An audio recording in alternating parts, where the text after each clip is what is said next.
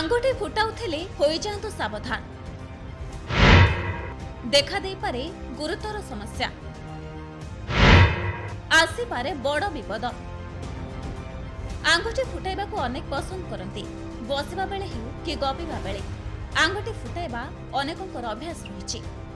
हेले जानिछन्ति कि आंगुठी फुटाइबा हेउछि बहुत खराब अभ्यास। एहा द्वारा अनेक रोग मध्य होइथाय। ताले आसंतु जानिबा कोन ए सब रोग आउ केते घातक होई पारे आंगुठी फुटाइबा। आंगुठी फुटाइले एक शब्द हुए कारण शरीरर गंठीरे रहिछि फ्लुइड। आंगुठी फुटाइबा बेले फ्लुइडरू गैस रिलीज होइथाय आउ ता भितरे थिबा बबल्स मध्य फुटिथाय, जेउथि पई आंगुठी फुटाइबा द्वारा होइथाय शब्द। हेले एहा करिबा स्वास्थ्य पक्षे हानिकारक होइथाय। विशेषज्ञ मध्य आंगुठी फुटाइबाकू बारण करନ୍ତି।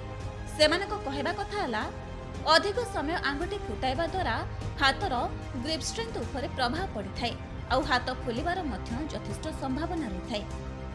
ठंडा पवन बाजिले मध्य असह्य कष्ट हुए आउ धीरे धीरे हाथ रे सिरा काम करिबा बंद कर दिए। सेहिपरि अधिक थर आंगुठी फुटाइले कष्ट हुएनी, किंतु रहिथाय अर्थराइट्स विपद, जहाँ बयस बढ़िबा सहित गुरुतर समस्या रूप में उभा होइथाय। हेले केही केही एपरि किछि विपद नथिबा नै जुक्ति करते, जहाँ उपरे अधिकरु अधिक एबे गवेषणा करुछन्ति वैज्ञानिक। केवल आंगुठी नुहे, शरीरर गंठी बेसी फुटिले मध्य खराब। बारंबार गंठीरु शब्द आसिले सावधान हो जांतु, कारण अस्थिमज्जा ढिला हेबार यह संकेत होई पारे।